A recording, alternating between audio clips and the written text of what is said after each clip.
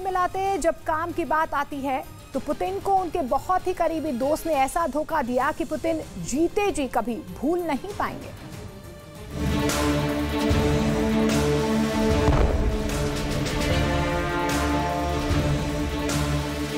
असल में सोवियत संघ और चीन कम्युनिस्ट शासित देश होने के कारण पहले तो दोस्त थे, लेकिन 16 अक्टूबर 1964 को चीन ने पहला परमाणु परीक्षण कर दुनिया को आश्चर्यचकित कर दिया था। इसके बाद चीन ने खुद को परमाणु शक्ति संपन्न देश होने का ऐलान कर दिया। इससे रूस की चिंताएं बढ़ गईं। रूस ने बड़े पैमाने पर चीन से लगी सीमा पर सैनिकों की तैनाती कर दी। इससे दोनों देशों के बीच सैन्य झड़पें भी शुरू हो गईं। परमाणु शक्ति संपन्न होने के नशे में चीनी सैनिक अक्सर रूसी सैनिकों से उलझ जाते थे। 1965 में रूस और चीन के बीच सीमा पर छिटपुट झड़पें शुरू हो गई थी। इनमें दोनों देशों के सैकड़ों सैनिकों की मौत भी हुई।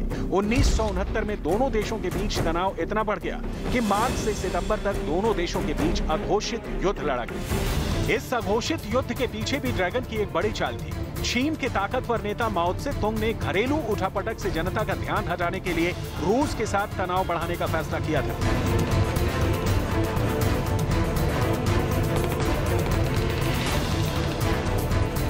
2 मार्च 1969 को चीन के सैनिकों को बीजिंग से सीधा आदेश मिला कि वो चेन बबाओ द्वीप पर तैनात रूस के केजीबी बॉर्डर ट्रुप्स पर हमला करें। ये क्षेत्र रूस के प्रिमोर्स्की क्रॉय और पीपल्स रिपब्लिक ऑफ चाइना के हेइलोंगजियांग प्रांत के बीच उस्सुरू नदी पर स्थित था, जिसके बाद 300 से ज्यादा चीनी सैनिकों ने रूस के सैनिकों पर हमला कर उन्हें मार डाला। माओ त्से-तुंग को यह लगता था कि रूस की सेना जवाबी कार्रवाई नहीं करेगी, लेकिन रूस में चीन के इस हमले को लेकर प्रतिक्रिया हुई।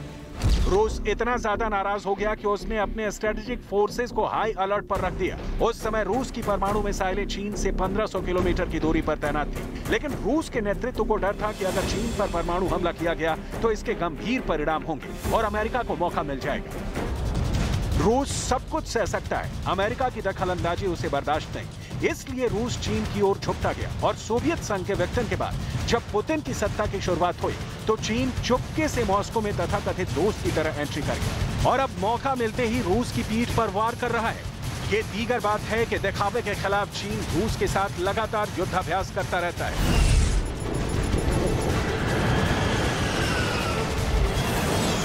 जहां अमेरिका का हित हो वहां रूस के साथ मुखालफत भी करता है, लेकिन जहां बात रूस के हित की आती है तो शी जिनपिंग पांव पीछे खींच लेते हैं, क्योंकि उन्हें पुतिन से दोस्ती तो निभानी है, लेकिन अपनी शर्तों पर, जिसमें बस उसका फायदा हो।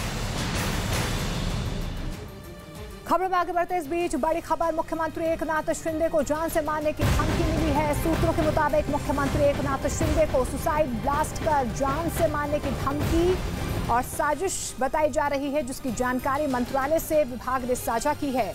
1 महीने पहले मुख्यमंत्री एकनाथ शिंदे को धमकी भरा पत्र उनके मंत्रालय में कार्यालय पर दिया गया था। उसके बाद एक अनजान फोन कॉल पर भी धमकी दी गई है। मुख्यमंत्री एकनाथ शिंदे को माओवादियों ने पहले ही जान से मारने की धमकी दी थी। राजस्थान में मुख्यमंत्री को लेकर कांग्रेस हाईकमान के सामने बड़ी मुश्किल खड़ी हो गई है, क्योंकि राजस्थान के मुख्यमंत्री अशोक गहलोत ने हाईकमान के ऑब्जर्वर पर ही सवाल खड़े कर दिए हैं और ये कहा है कि मैं उन विधायकों का भरोसा नहीं तोड़ सकता हूं जिन्होंने मेरी सरकार बचाई है। आज दोपहर सीएम अशोक गहलोत एक प्रेस कॉन्फ्रेंस भी करने जा रहे हैं, जिस पर सबकी निगाहें टिकी हुई।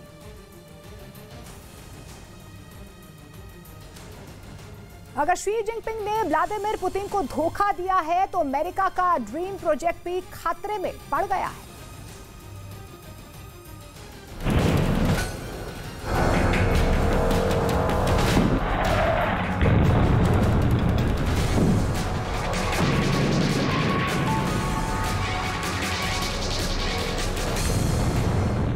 ग्रीस तुर्की में फिर बढ़ा विवाद। दुनिया पर मंडरा रहा नई जंग का खतरा। भूमध्य सागर में भड़की जंग की चिंगारी। एर्दोआन का जुनून तोड़ेगा नेटो।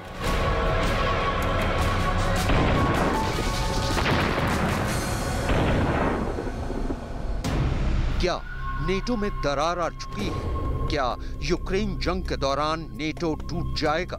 क्या तुर्की के राष्ट्रपति रेजिप तैयप एर्दोआन की जिद नेटो को तोड़ देगी? ये वो सवाल हैं जो इस वक्त पूरी दुनिया पूछ रही है, क्योंकि नेटो यानी नॉर्थ अटलांटिक ट्रीटी ऑर्गेनाइजेशन के दो देश ग्रीस और तुर्की में एक बार फिर विवाद उठ खड़ा हुआ है। आलम यह है कि दोनों देश जंग की कगार पर खड़े हैं। ये 3 हफ्तों में दूसरी बार है जब ग्रीस और तुर्की के बीच तनाव चरम पर पहुंच चुका है, और इस बार इस विवाद की वजह बनी है वो 2 तस्वीरें जिनमें नेटो के अगुआ अमेरिका के हथियारों और दूसरे सैन्य उपकरणों से लदे जंगी जहाज ग्रीस के 2 द्वीपों लेस्बोस और सेमोस पर खड़े दिखाई दिए हैं।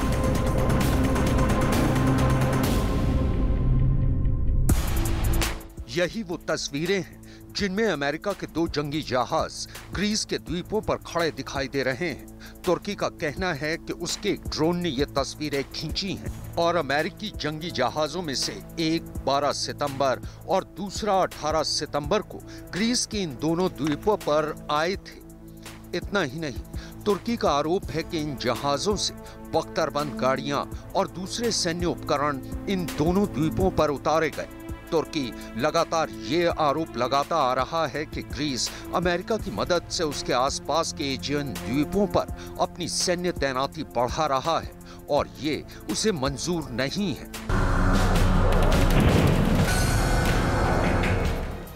क्योंकि जब एक तरफ पुतिन यूक्रेन को तोड़ रहे हैं, तब पुतिन के दुश्मन नेटो के अंदर 2 फाड़ होने की नौबत आ गई है। 3 हफ्तों के अंदर यूरोप में क्या हुआ?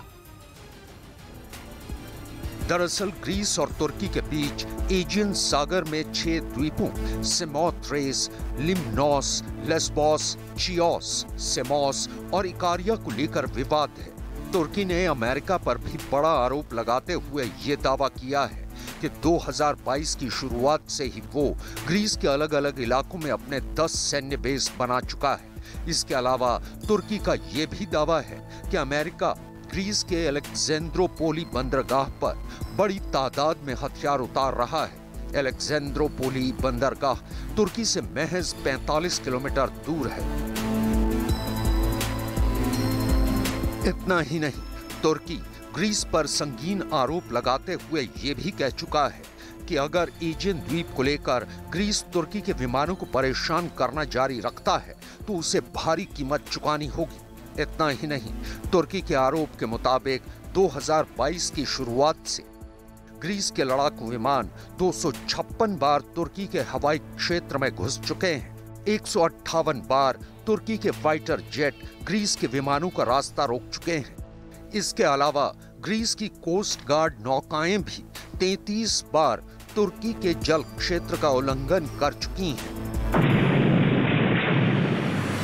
तुर्की के राष्ट्रपति एर्दोआन सितंबर 2022 में ग्रीस को जंग की धमकी तक दे चुके हैं। लिहाजा दुनिया को अब ये डर सता रहा है कि तुर्की और ग्रीस के बिगड़ते रिश्ते जल्द ही किसी जंग में तब्दील ना हो जाएं। Bir gece ansızın gelebiliriz. Niye? Eğer ellerinde bu adalar var, bu adalarda üsler var filan falan, buralardan hareketle bize karşı bu tür böyle gayrimeşru tehditler devam ederse sabrın da bir sonu vardır. İşte o sabrın sonu. Putin के दुश्मनों का गुट कैसे अंदरूनी युद्ध की चपेट में आ सकता है, देखिए रिपोर्ट। दरअसल तुर्की और ग्रीस के बीच पिछले कई दशकों से विवाद चला आ रहा है। इस विवाद का सबसे बड़ा केंद्र बिंदु दोनों देशों के बीच पड़ने वाला एजियन सागर है। इस समुद्र में कई द्वीप समूह हैं जिन पर ग्रीस का अधिकार है। ये द्वीप समूह ग्रीस से दूर लेकिन तुर्की के नजदीक हैं। तुर्की का दावा है कि उसके नजदीक होने की वजह से ये द्वीप समूह उसके हैं। ऐसा ही एक द्वीप है कास्तेलोरिजो, जो कि तुर्की के दक्षिणी तट से 2 किलोमीटर और ग्रीस से 570 किलोमीटर दूर है, लेकिन फिर भी वो ग्रीस के अधिकार क्षेत्र में आता है।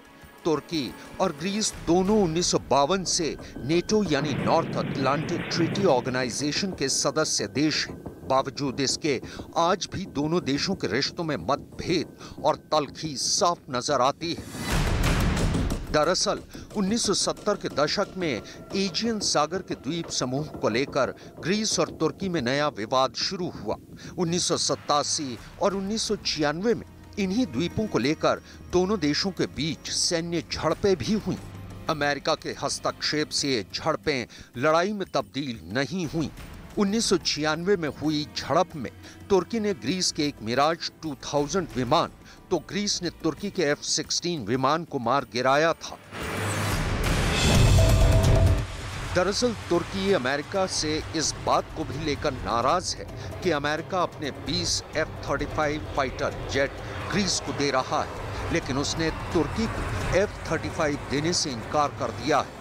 इसके अलावा तुर्की ने अमेरिका पर यह भी आरोप लगाया है कि साल 2021 में अमेरिका ने ग्रीस को $10.5 बिलियन के हथियार और सैन्य उपकरण दिए थे, जो उसकी सुरक्षा के लिए एक बड़ा खतरा है। इसके अलावा साइप्रस को लेकर भी ग्रीस और तुर्की में विवाद है। दरअसल साइप्रस के 59% हिस्से पर ग्रीस समर्थित सरकार है, तो 34% हिस्से पर तुर्की समर्थित TRNC यानी तुर्की रिपब्लिक ऑफ नॉर्थ साइप्रस की सरकार है।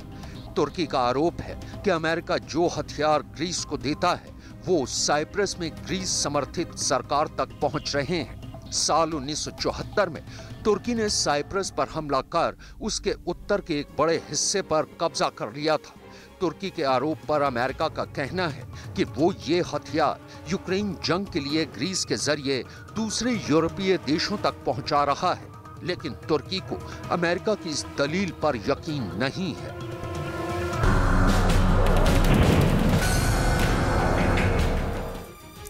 तो तुर्की के राष्ट्रपति एर्दोआन ने भी नेटो को टूटने की कगार पर ला खड़ा कर दिया है। आलम यह है कि यूक्रेन जंग के बीच एशिया और यूरोप के बीच के इलाके यानी कि भूमध्य सागर में एक और जंग का खतरा खड़ा हो गया है।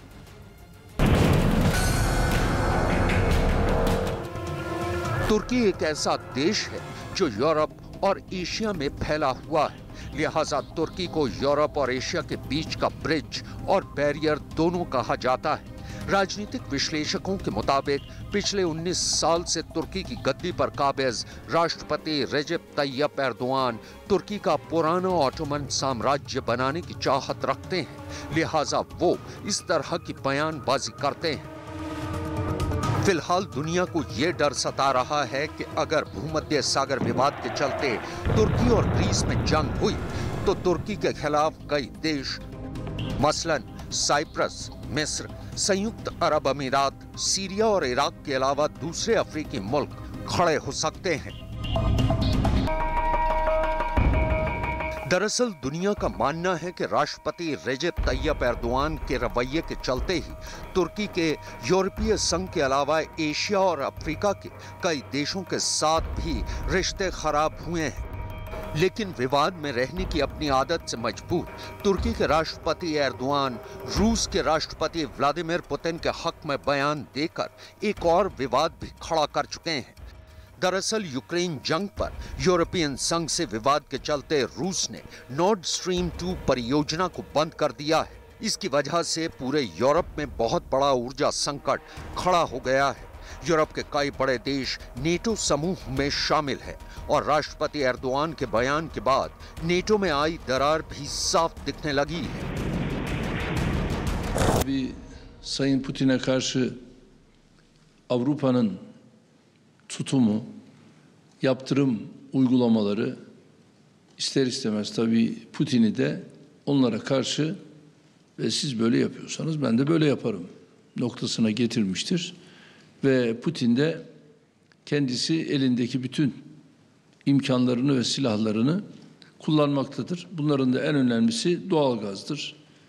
Ve maalesef istemeyiz ama böyle bir durum şu anda Avrupa'da gelişiyor. Ve Avrupa bu kışı hakikaten ciddi sıkıntılarla geçirecektir diye düşünüyorum. Bizim böyle bir sıkıntımız yok. महज 3 हफ्तों में ही तुर्की और ग्रीस में एक बार फिर से तनाव बढ़ गया है। तुर्की का झगड़ा ग्रीस से है, लेकिन इस बार तुर्की ने इस विवाद में अमेरिका को भी घसीट लिया है।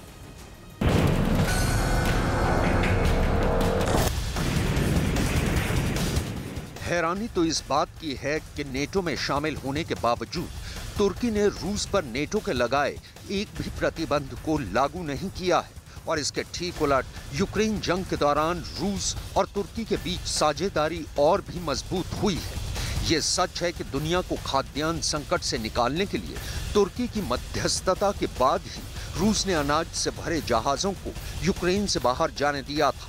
लेकिन ये भी एक सच है कि तुर्की ने रूस को अपने एयर स्पेस का इस्तेमाल करने की इजाजत दी, जबकि रूस के विमानों पर दूसरे यूरोपीय मुल्कों ने उनके एयर स्पेस में आने पर प्रतिबंध लगाया हुआ है। इतना ही नहीं, अब तो राष्ट्रपति एर्दोआन खुलेआम बिना अमेरिका का नाम लिए पश्चिमी देशों पर यूक्रेन को जंग के लिए भड़काने का इल्जाम तक लगा चुके हैं।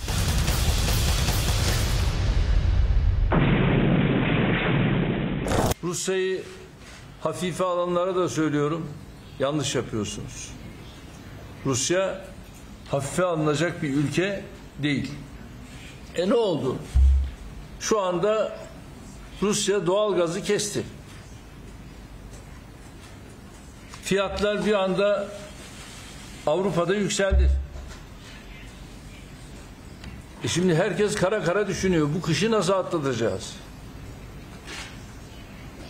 Bunları daha önce niye düşünmediniz? Elinde bu kadar önemli bir değer var Rusya'nın. Bunları daha önceden düşünmeniz gerekirdi. Ama bunları daha önceden düşünmediniz. Ve şu anda stoklar ne durumda diye bunun konuşulması, bunun tartışılması yapılıyor. Burada tabii ki Rusya herkes ona saldırınca o da elindeki imkanlarını, silahlarını ne yapacaktır?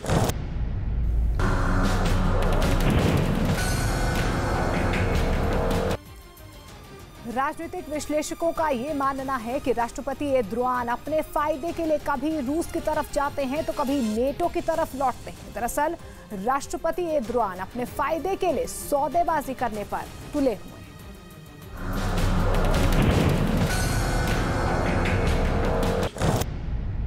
इसके अलावा तुर्की और Greece के बीच विवाद की एक और बड़ी वजह भी है। दरअसल साल 2020 में पूर्वी भूमध्य सागर में हाइड्रोकार्बन रिजर्व यानी तेल और प्राकृतिक गैस के विशाल भंडार होने का पता चला था।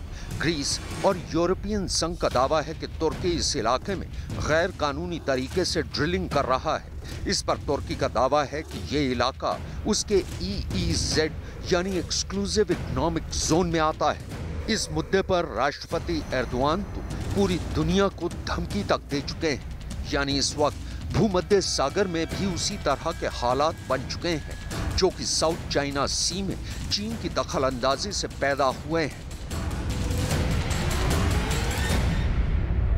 Gazi Paşa'nın 55 kilometre açığındaki Yörükler bir kuyusuna uğurlayacağız.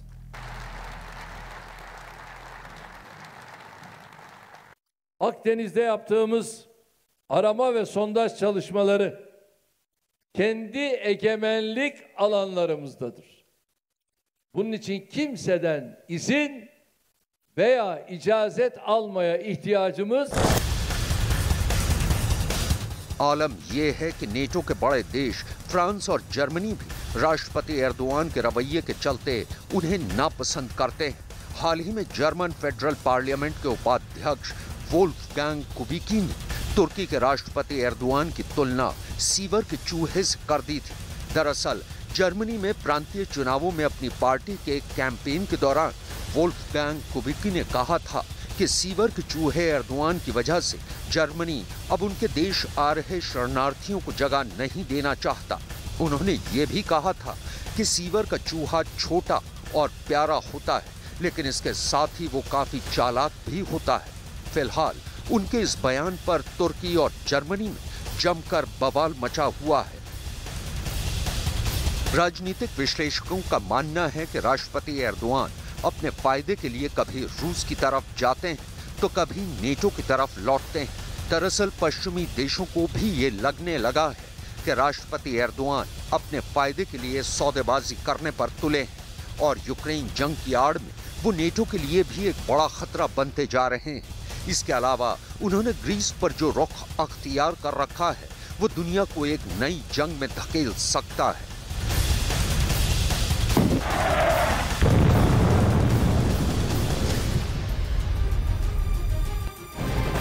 और इस बीच बड़ी खबर गुरुग्राम से आ रही है। बड़ी खबर गुरुग्राम से, जहां पर एक फैक्ट्री की दीवार गिरने से हादसा हो गया। दीवार गिरने से 2 से 3 मजदूरों के फंसे होने की आशंका जाहिर की जा रही है। फैक्ट्री तोड़ने का काम यहां पर चल रहा था और दीवार गिरने से 2 से 3 लोगों के फंसे होने की आशंका फिलहाल जताई जा रही है। हरियाणा के गुरुग्राम में बड़ा हादसा हुआ है, जहां पर एक फैक्ट्री की दीवार गिरने से ये बड़ा हादसा हो गया। 2 से 3 मजदूरों के फंसे होने की आशंका जताई जा रही है। उद्योग विहार इलाके में ये दीवार गिरी है। और इसी खबर पर ज्यादा जानकारी के लिए रवि सिंह मेरे सहयोगी फोन लाइन के जरिए हमारे साथ जुड़ रहे हैं। रवि, फिलहाल ताजा अपडेट क्या कुछ है? रेस्क्यू कर लिया गया है क्या इन लोगों को? रेस्क्यू करने के लिए टीम वहां पर पहुंची है। मौके पर फायर और स्थानीय प्रशासन के लोग भी पहुंचे हैं। सबसे बड़ी बात यह है कि गुरुग्राम का ये उद्योग विहार है और ये फैक्ट्री वाला इलाका है। ये जो फैक्ट्री है जिसकी दीवार गिरी है, ये पुरानी फैक्ट्री है। इसको तोड़ा जा रहा था। जो मजदूर तोड़ रहे थे उन्हीं में से ही 2-3 मजदूरों के अभी भी फंसे होने की आशंका जताई जा रही है। स्थानीय प्रशासन का ये कहना है, क्योंकि ये फैक्ट्री की जो कंस्ट्रक्शन था वो काफी कमजोर हो चुका था और इसको तोड़कर नए सिरे से इसको बनाया जाना था। तो उसको तोड़ा ही जा रहा था और उसी दौरान जब तोड़ा जा रहा था वो उसी दौरान एक दीवार गिर गया और जिसपे 2-3 मजदूरों के अभी भी फंसे होने की आशंका है। हालांकि अभी बचाव और राहत का काम चल रहा है लगातार। शुक्रिया रवि फिलहाल इस तमाम जानकारी के लिए। और बड़ी खबर पंजाब से है, जहां पर सिद्धू मूसेवाला मर्डर केस के आरोपी दीपक टीनू के फरार होने के मामले में पुलिस के हाथ अभी भी खाली बताए जा रहे हैं। हत्या आरोपी टीनू पुलिस की हिरासत से उस वक्त भाग निकला जब पुलिस उसे पेशी पर लेकर गई थी। इस मामले में लापरवाही बरतने वाले सीआईए प्रभारी को निलंबित करने के साथ ही गिरफ्तार भी कर लिया गया है। पुलिस अधिकारियों को शक है कि सीआईए प्रभारी ने ही टीनू के फरार होने के पीछे उसका हाथ बताया जा रहा है, इसलिए उसे बर्खास्त कर दिया गया है और पुलिस आरोपी टीनू की फिलहाल तलाश कर रही है। मुंबई के कांदीवाले इलाके में फायरिंग की घटना सामने आई है, जिसमें एक व्यक्ति की मौत हो गई। कई लोग गंभीर रूप से घायल बताए जा रहे हैं। आम सड़क पर हुए इस गोलीकांड का सीसीटीवी फुटेज भी सामने आया है। एक बदमाश हाथ में पिस्टल लिए फायरिंग कर रहा है, जबकि 3 से 4 लड़के अपनी जान बचाकर भाग रहे हैं। फायरिंग में एक लड़के को गोली भी लग जाती है, जिसके बाद सड़क पर अफरा तफरी मच जाती है और आरोपी स्कूटी पर सवार होकर मौके से फरार हो जाते हैं। वहीं मुंबई क्राइम ब्रांच ने कार्रवाई करते हुए फायरिंग करने वाले दोनों आरोपियों को गिरफ्तार कर लिया। फायरिंग करने वाले आरोपी का नाम सोनू पासवान बताया जा रहा है। मुंबई क्राइम ब्रांच के मुताबिक आपसी विवाद के चलते इस वारदात को अंजाम दिया गया। और पाकिस्तान से जुड़ी बड़ी खबर है। जनरल बाजवा अमेरिका के दौरे पर पहुंचे हैं। जानकारी के मुताबिक जनरल बाजवा को अमेरिका के रक्षा मंत्रालय ने बुलाया है और यहां पर वो कई दिनों तक रुकेंगे। इस दौरान बाजवा अमेरिका के कई अधिकारियों से मुलाकात करेंगे। उनकी कोशिश अमेरिका के विदेश मंत्री से भी मिलने की होगी। बाजवा के रिटायरमेंट में कुछ ही समय बाकी है, ऐसे में उनका अचानक अमेरिका का दौरा कई सवाल खड़े कर रहा है, जिसे लेकर कई कयास भी लगाए जा रहे हैं।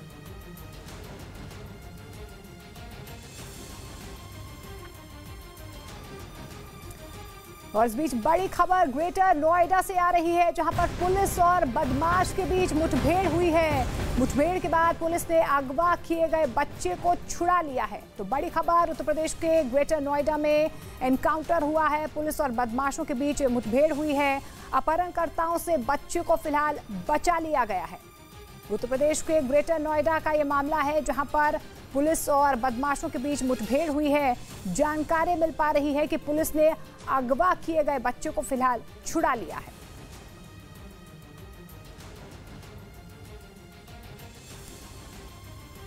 पंजाब के अमृतसर में अटारी बॉर्डर पर बीएसएफ के जाबाजों की मोटरसाइकिल रैली को रवाना किया गया है। ये मोटरसाइकिल रैली 11 अक्टूबर को गुजरात के केवड़िया में खत्म होगी।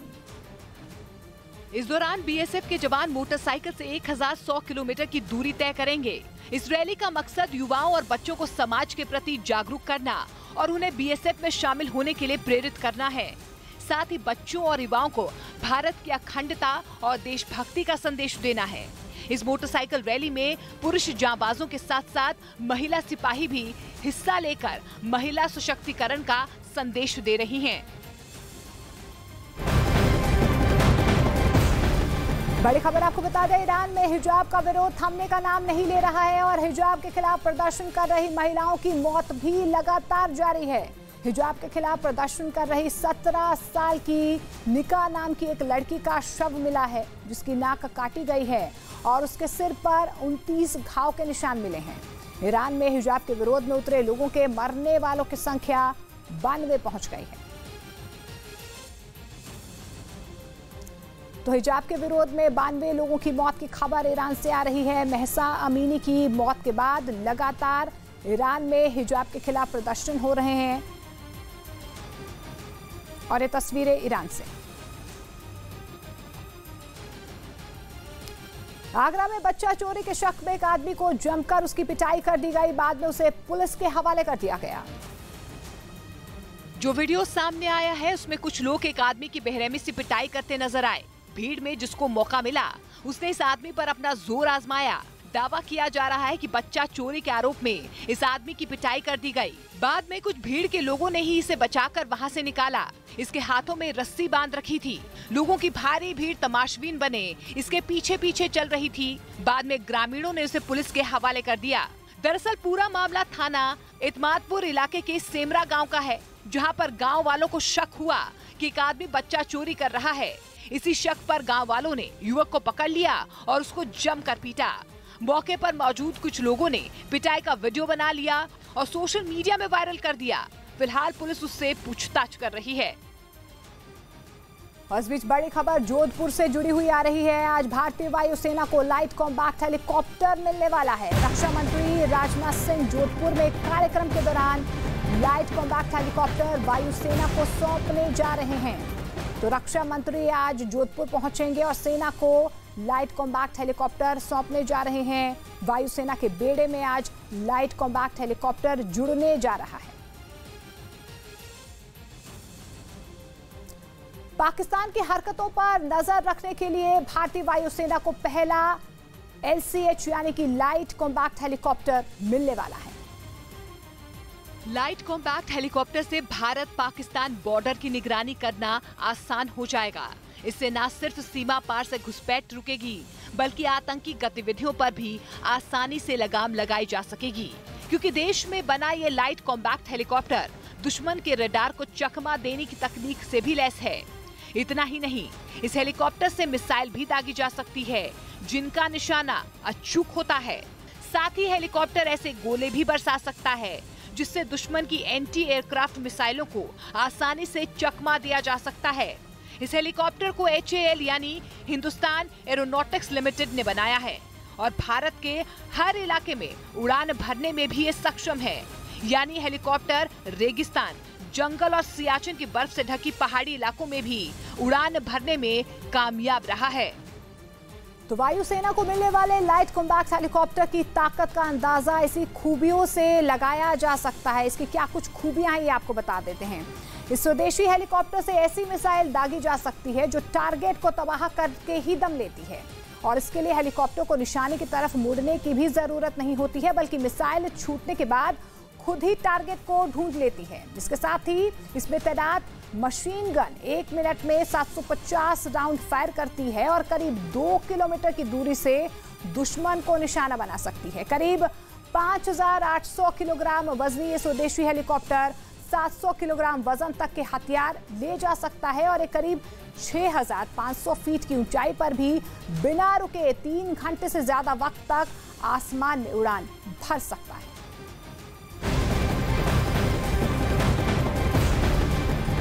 और बड़ी खबर आपको बता दें, सिंगर हनी सिंह के दोस्त और पंजाबी सिंगर अल्फाज पर हमले के आरोपी को गिरफ्तार कर लिया गया है। बड़ी गिरफ्तारी हुई है।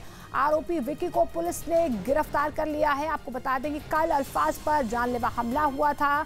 मोहाली में जब अल्फाज अपने दोस्तों के साथ ढाबे पर जा रहे थे, तभी कुछ कार सवार लोगों ने उन पर गाड़ी चढ़ा दी और फरार हो गए।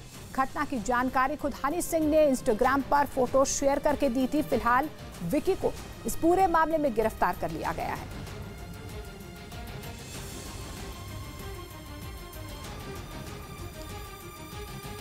दिल्ली में 6 साल के बच्चे की बलि देने का मामला सामने आया है। पुलिस ने बच्चे की हत्या के आरोपियों को गिरफ्तार कर लिया।